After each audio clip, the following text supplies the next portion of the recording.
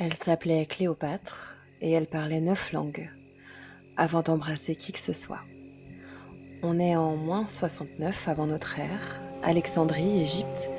Elle naît dans la dynastie des Ptolémées, des Grecs qui règnent sur une terre qui n'est pas la leur. Mais Cléopâtre, elle, apprend l'égyptien, la seule de sa lignée.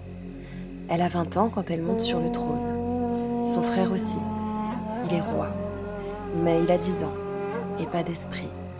Elle gouverne, elle négocie avec les Romains, elle résiste aux famines, aux intrigues, elle tient tête.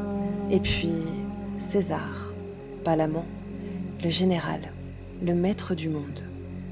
Elle entre chez lui enroulée dans un tapis, pas pour le charme, pour la surprise. Elle séduit, oui, mais avec stratégie. Elle donne un fils à César, le seul qu'il ait jamais reconnu. Mais à Rome, elle dérange, trop brillante, trop reine, trop étrangère. Alors elle retourne en Égypte, et Marc-Antoine arrive. Ils s'allient, ils s'aiment, ils affrontent Rome, et ils perdent. La rumeur court. Elle va être traînée dans les rues, enchaînée. Cléopâtre refuse. Elle se retire dans son mausolée. Elle se donne la mort.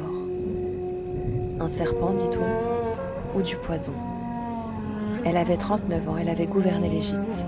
On l'a peinte en séductrice, on l'a réduite à une silhouette, mais elle était une stratège, une polyglotte, une reine. Elle s'appelait Cléopâtre et elle ne voulait pas plaire. Elle voulait dire qu'être femme, ce n'est pas séduire un empire, c'est tenir un peuple debout et choisir sa fin.